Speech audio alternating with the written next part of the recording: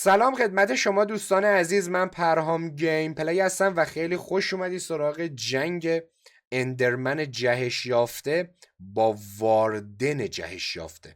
به نظر شما کدوم یکی از اینا میتونه ببره و برنده این بازی میشه؟ دوستان مرامی کانال ما رو دنبال کنید، دمتون گرم که وقت میذارید و ویدیوهای ما رو تماشا میکنید. لایک و کامنت فراموش نشه و برو بریم سراغ این ویدیو و ببینیم چه خواهد شد. برو بریم دوستان. اول از همه اندرمن جهش یافته رو میاریم. دوستان نگاه کنید، اصلا آماده است میخواد بزنه بترگونه. خب این ورم دوستان توجه کنید، واردن جهش یافته رو میاریم، یعنی دو تا گندلات کنار همدیگه. ببین چه خواهد شد. یکی از یکی گندلات تر. جنگ شروع میشه. بناسم اندر جهش یافته چپ و راست داره واردن رو میزنه و واردن رو داره فند پشه در قابلمه میزنه و با 2 تا ضربه اندر رو میزنه میچسبه کف زمین. حالا اگر ما 5 تا اندر بذاریم چی میشه؟ اولی، دومی، سومی، چهارمی و پنجمی. ببینیم 5 تا اندرمن میتونه در مقابل واردن بجنگه یا نه. شروع میشه، جنگ اساسی شروع میشه. اندرمن ها داره حمله میکنه. البته اندرمن ها احساس میکنه داره فرار میکنه به جای که حمله کنه.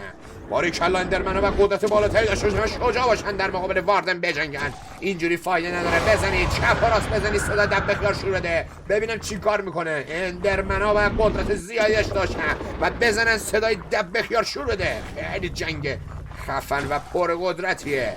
به نظر شما چه خواهد شد؟ آیا اندرمن میتواند در مقابل واردن دووم بیاره یا نه؟ این واردن خیلی گندلاته. تا الان که تمام اندرمن ها رو 14 و 14 کرده و فند پشه در قابلمه داره میزنه. واردن چپ و راست اندرمن ها رو میزنه ولی اندرمن ها جرأت نمیکنه اینو بزنه. برو بجنگ نیمسوز. چچه من میترسم فرار میکنم.